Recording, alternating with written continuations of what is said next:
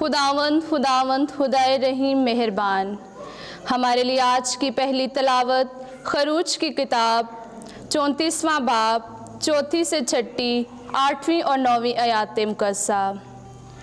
उस वक्त मूसा, जैसा खुदावंद ने उसे फरमाया था, सुबह सवेरे उठकर दोनों पत्थर की लोहें अपने हाथ में लेकर कोई सीना पर चढ़ा।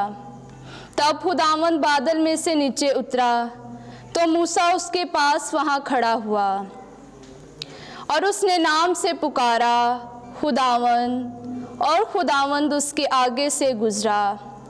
और खुदावंद ने पुकारा खुदावंद खुदाए रहीम मेहरबान, बड़े तहम्मुल वाला, बड़ी रहमतों और वफ़ादारी वाला। तब मूसा ने जल्दी की और ज़मीन पर गिर कर सजदा किया और कहा, ए खुदावंद, अगर मैं तेरी नज़र में मकबूल हूँ तो खुदावंद हमारे बीच में चले, क्योंकि ये लोग सख्त गर्दन हैं, और हमारे गुनाह और ख़ताएँ मुआफ़ कर और हमको अपनी मेरास बना। पाक कलाम के पढ़े और सुने जाने पर खुदा की बरकत हो। ज़बूर दानियाल नबी की किताब 3 बाब। जमायती जवाब, तू अब तक ममदू और मौसूफ़ है, तू मुबारक है आए खुदावंद हमारे बाप दादा के खुदा। तू अब तक ममदू और मौसूफ़ है, तेरा जलीलो मुक़द्दस नाम मुबारक है, तू अब तक ममदू और मौसूफ़ है। जमायती जवाब, तू अब तक ममदू और मौसूफ़ है, तू अपने जलाल मुक़द्दस की हैकल में मुबारक है, तू अब तक महमूद और अजल है। जमायती जवाब, तू अब तक ममदू और मौसूफ़ है, तू अपनी सल्तनत के तख्त पर मुबारक है, तू अब तक ममदू और मौसूफ़ है। जमायती जवाब, तू अब तक ममदू और मौसूफ़ है, तू मुबारक है जो गहराओं पे नज़र करता है, तू अब तक ममदू और मौसूफ़ है। जमायती जवाब, तू अब तक ममदू और मौसूफ़ है, तू आसमान की फ़िज़ा में मुबारक है, तू अब तक महमूद और जलील है। जमायती जवाब, तू अब तक ममदू और मौसूफ़ है। आमीन। खुदाम यसुम मसीह का फ़ज़ल, खुदा की मोहब्बत और रूहुल कुद्दस की शराकत।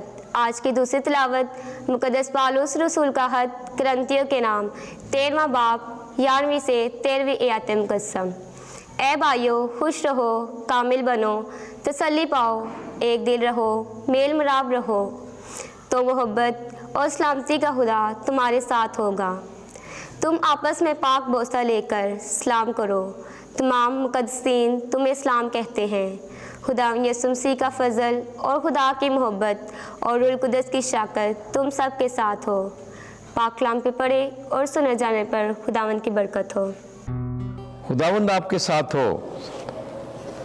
इंजील मुक़द्दस यूहन्ना के मुताबिक, ऐ खुदावंद तेरी तमजीद हो।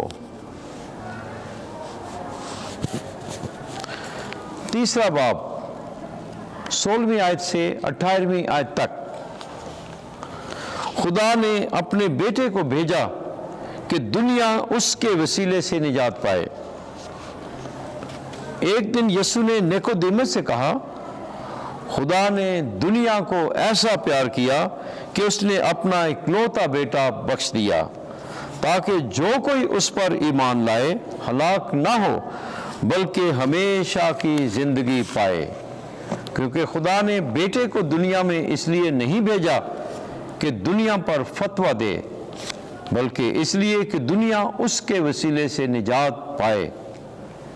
जो उस पर ईमान लाता है उस पर फतवा ना दिया जाएगा, लेकिन जो उस पर ईमान नहीं लाता उस पर फतवा हो चुका, क्योंकि वो खुदा के इकलौते बेटे के नाम पर ईमान लाया।